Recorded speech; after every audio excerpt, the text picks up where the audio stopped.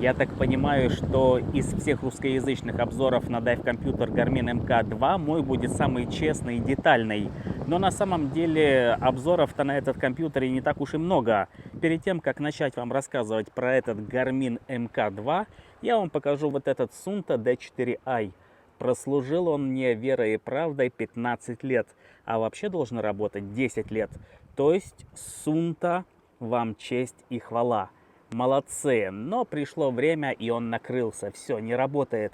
Мне нужен новый компьютер, и это Garmin MK2. Рассказывать про этот дайв-компьютер, сидя где-нибудь в студии, вообще не интересно. Поэтому давайте я вам буду показывать, как я этот компьютер использую, и заодно буду говорить о своих впечатлениях. Начну, наверное, с самого начала, как я готовлюсь на дайвинг. Наставляю будильник на моих Garmin. Зажимаю специальную кнопку, появляется вот такое меню, кручу до будильника, выбираю его. 7:00 нам не надо, поэтому спускаюсь в правку, выбираю время. Мне нужно, чтобы будильник сработал в 4 часа 5 минут. Все. Будильник настроен. Проверяем, включен он или нет. Включен. То есть его можно выключить, можно включить. В общем, все.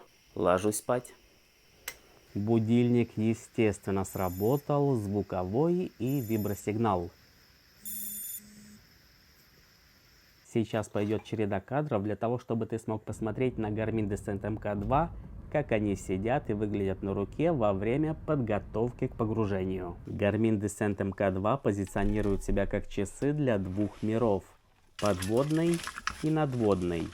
То есть это первый полноценный профессиональный дайв-компьютер, в который интегрированы смарт-часы для полноценного отслеживания спортивных занятий на суше. Про занятия на суше мы поговорим чуть позже. Эти кадры я показываю специально для того, чтобы ты видел, как проходит подготовка к погружению. Это таскание тяжести, различные манипуляции с оборудованием. Во время всего этого поцарапать свой дорогущий дайв-компьютер – это проще простого. А в покоцанных часах в высший свет или на деловую встречу уже не выйти и не поехать. Да, для таких случаев должны быть другие часы и совершенно другого класса. Но много ли нас таких, которые могут себе позволить покупать разные часы на разные случаи? Ну или как вариант, для того, чтобы не поцарапать свой дайв-компьютер, его можно надевать непосредственно перед погружением. Но тогда пропадает весь заложенный смысл в Garmin Descent MK2, которые созданы как часы на каждый день, готовые в любую минуту к любым экстремальным приключениям как на суше, так и под водой. Вот такое лирическое отступление и рассуждение, но я уже собрался и готов к погружению. К слову сказать, это будет 4-е дайв-погружение с Garmin Descent MK2. Принудительно включаю дайв-режим, дожидаюсь подключения к спутнику, чтобы зафиксировать точку входа, и начинаю погружение. Съемка съемкой, но мне нужно работать инфлятором и продуваться, поэтому камеру беру в ту же руку, что и дайв-компьютер, погружаюсь. Итак, глубина всего лишь 1,7 метра, поэтому устремляюсь дальше на глубину. На глубине 5 метров фиксирую камеру на камне и снимаю Garmin Descent MK2 с руки для того, чтобы продемонстрировать его работу под водой. Первый главный экран. Тут указано, на какой газовой смеси ныряешь, температура воды, бездекомпрессионное время погружения, глубина, сколько по времени длится погружение. Второй экран. Компас и главные данные, которые нужно контролировать. Они по умолчанию на всех экранах, удалять их или изменять нельзя. Бездекомпрессионное время, глубина и таймер погружения. Третий экран. Время суток, время для всплытия, процент заряда батареи, максимальная глубина данного погружения и главные данные. Четвертый экран. Секундомер и, естественно, главные данные. Это я переключался кнопкой, но можно переключать экраны и двойным тапом по экрану. Это очень удобно, когда ты в толстых перчатках. Понажимая на кнопки, посмотрим, что еще можно тут делать. Нижняя правая, короткое и длинное нажатие, ничего. Верхняя правая, настройки, переключение газовых смесей, изменение декомпрессионных настроек, изменение консерватизма. Нижней правой кнопкой закрываю настройки и возвращаюсь на главный экран.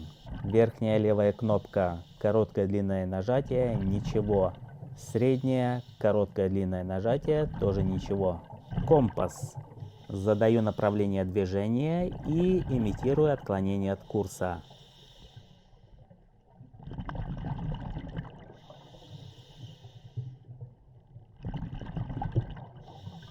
Переключаясь на другие экраны, возвращаясь к компасу, курс сохранен.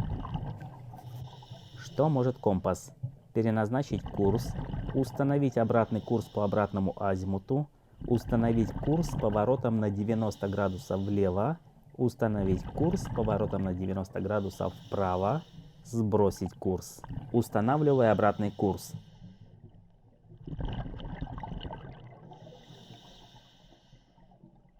Стрелочка становится красной. Поворачиваю компас, пока не появится зеленая стрелка. Вот мой обратный азимут.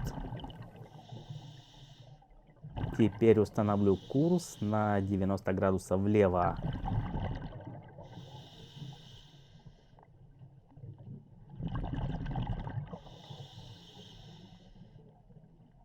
Компас у Garmin Descent MK2 очень классный. Как я пользуюсь компасом под водой? Определяю курс движения и смотрю, что там у меня по курсу. Камень. Плыву к этому камню.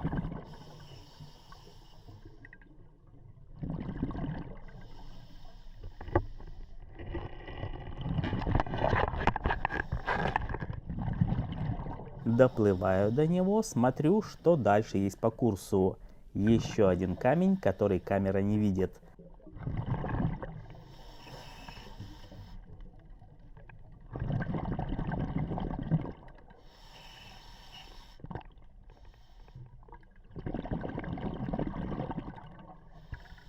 Плыву до этого камня.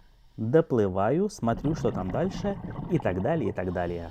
Ну все, чтобы не потерять свой дорогущий дайв-компьютер Garmin Descent MK2, надеваю его обратно на руку. Если твой дайвинг туристический, то скорее всего свой наручный дайв-компьютер ты не поцарапаешь. А если ты, к примеру, как я, ловишь лобстеров, которые прячутся под камнями, то, увы, избежать царапин вряд ли получится. О, какая неожиданная встреча! Поймал лобстера, померяю его. Ну, так, на грани. Был бы на миллиметр меньше, пришлось бы отпустить. Но я его беру.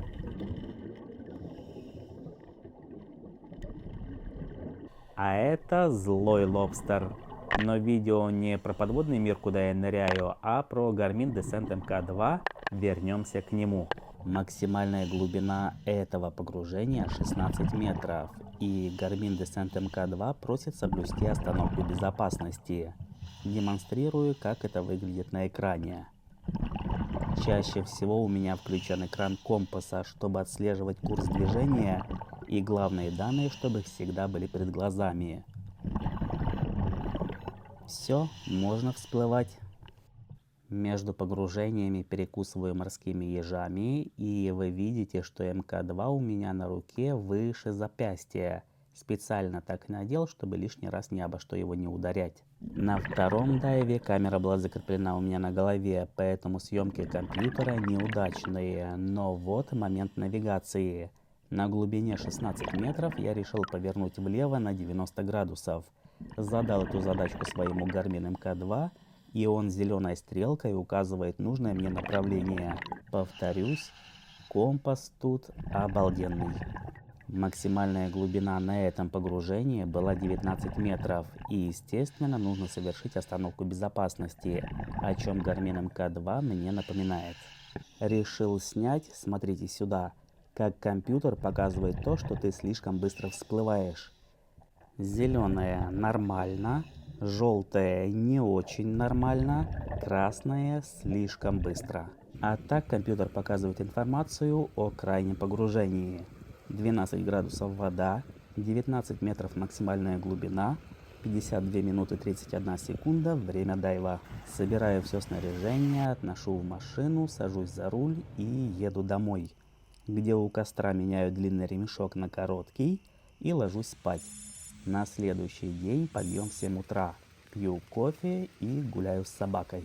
Бонифаций! Совершив 5 дайв-погружений с Garmin Descent MK2, я могу сказать, что это очень хороший компьютер. Да, стоит он дороговато, но это действительно очень хороший компьютер. Он понятен, он читаем, он удобен, практичен и он настраиваемый. Когда я демонстрировал, как этот дайв-компьютер работает под водой, вы заметили, что на третьем экране у меня 2 раза показан заряд батареи. Дело в том, что вот эти ячейки можно настраивать. Сюда можно выводить те показания, которые вы хотите здесь видеть. Я не решил пока еще, что хочу видеть здесь, поэтому у меня тут указан заряд батареи. Вообще такие экраны можно настроить целых несколько штук. И все эти ячейки можно менять так, как вы хотите. Все, кроме вот этих показаний. Повторюсь, на всех экранах главные показания выведены так, чтобы вы их всегда видели. Когда я изучал рынок и выбирал себе новый дайв-компьютер, главное, что в нем должно было быть, это, естественно, погружение с баллонами и обязательно, чтобы был режим фридайвинга. Garmin Descent MK2 имеет все виды погружения. С одним баллоном, с 2 баллонами, с различными газовыми смесями. И, естественно, фридайвинг тут тоже есть. Я уже погружался с этим дайв-компьютером в режиме фридайвинга и могу сказать, что и для фридайвинга этот компьютер очень хорошо подходит. Чтобы вы понимали, я не просто фридайвер, я еще и подводный охотник. И для подводных охотников эти часы тоже подходят. Захожу в занятия, и первое, что увидите в списке, это подводная охота. Почему именно подводная охота первая в списке? Потому что это крайнее занятие, которым я занимался, и крайний вид погружения. Есть обычный фридайвинг, есть подводная охота. Чем они друг от друга отличаются? Подводная охота – это абсолютная тишина. Часы не издают никакие звуки, никакие вибрации. Во фридайвинге и звуки, и вибрации, все это настраивается, на какой глубине, через какое время и так далее. Оказывается, во время подводной охоты очень сложно снимать про дайв-компьютер, потому что хочешь и рыбку поймать, и про дайв-компьютер снять 2 в одном не получается. А если серьезно, то снимать про дайв-компьютер на задержке дыхания это действительно очень сложно. Это не то, что я, когда нырял с баллоном, зафиксировал камеру и показывал вам компьютер. Нет, на задержке дыхания все совсем по-другому и гораздо сложнее. Поэтому подводных съемок не будет. А вот результат своих погружений на задержке дыхания и то, как в режиме фридайвинга работает этот дайв-компьютер, я вам покажу и расскажу. Правда, на суше. День выдался очень удачным. Получил удовольствие от ныряний и на берег вернулся с очень неплохим уловом. А Garmin Descent MK2 в очередной раз радует своей продуманностью и заложенным в нем функционалом. Вот так отображается завершение фридайвинговой нырялки.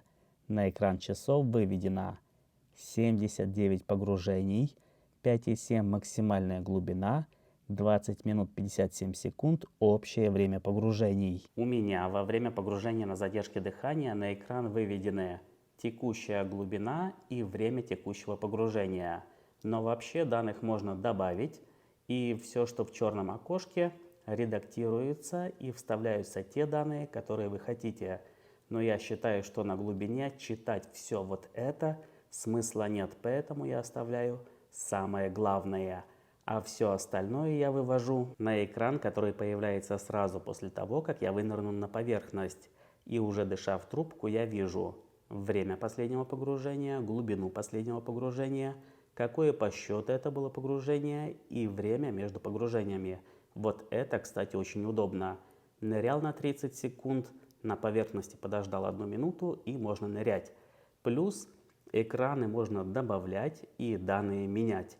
Допустим, у меня тут время суток, максимальная глубина за все погружения, которые были за сегодняшний день, общее время погружений, температура онлайн, минимальная температура, заряд батареи, и все эти экраны добавляются, компасы, карты, секундомеры. В общем, тут играться можно сколько угодно. И настраивать все эти данные так, как нужно именно тебе, а не так, как решил производитель. Сразу же небольшой совет от меня. Менять короткий ремешок на длинный перед подгружением лучше дома или в номере, в зависимости от того, где ты находишься. Менять его на месте погружения не нужно, потому что можно потерять. Вот я уже длинный ремешок потерял, у меня остался только короткий. Теперь о том, что Garmin Descent MK2 это еще и умные смарт-часы, которые отслеживают активности на суше. Бег, ходьба, поход, скалолазание, велосипед, горные лыжи, трассовое, внетрассовое катание, парашют, гольф, закрытая вода, открытая вода, тренировки в фитнес-зале на открытом воздухе. В общем, эти часы могут отслеживать буквально любой вид спорта. Ну и здоровье МК2 тоже отслеживает. Пульс, кислород в крови, сон, стресс, количество шагов, калорий и так далее. Все это тут действительно есть, и оно один в один, как на шестых фениксах, и работает также хорошо. Насчет смарт-способности этих часов я долго и много рассказывать не буду, потому что на рынке существует очень много подобных часов. И у всех у них одна и та же задача – отслеживать твое здоровье и следить за твоими занятиями и тренировками. Фитнес-браслет, умные часы, смарт-часы, называйте как хотите, но все они выполняют одну и ту же функцию. Только Garmin Descent MK2 стоит намного дороже. Нужно понимать, что эти часы сделаны на базе Fenix 6, а это профессиональные спортивные часы.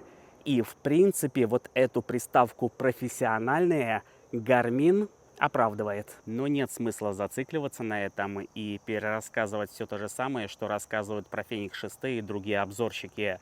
Вы просто должны понимать, что Garmin Descent MK2 отслеживает ваши занятия лежа, стоя, в движении, горизонтально, вертикально и на подоконнике тоже. Давайте я вам просто расскажу то, что мне не нравится в этих часах при использовании их как смарт-часы. Первое и самое удручающее для меня. Тут нет автоматической настройки яркости подсветки в зависимости от условий освещения. И это капец какая лажа. Подсветку тут можно включать, выключать, можно делать ее ярче, меньше яркости. Можно задавать время, когда она включается, выключается, работает, не работает. Но автоматической настройки нет. Второе. Если на часы загрузить виджет или занятие от стороннего производителя, то при сопряжении их с телефоном часы начинают тормозить.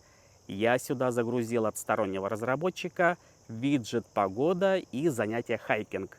Часы начали тормозить. Тут одно из двух. Нужно или убрать сопряжение часов с телефоном, или удалить то, что ты загрузил от стороннего разработчика, даже если ты заплатил за это деньги. Третье. Это не косяк и не минус, но сказать я про это должен. Часы немножко чересчур мудреные. Мне лично пришлось обращаться к руководству пользователя, чтобы кое в чем разобраться. Но очень хорошо, что тут есть русский язык.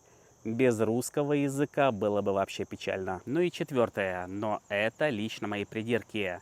Во время занятий, неважно, бег, ходьба, велосипед, в настройках занятия я задаю параметр сообщать мне каждый километр, что он пройден.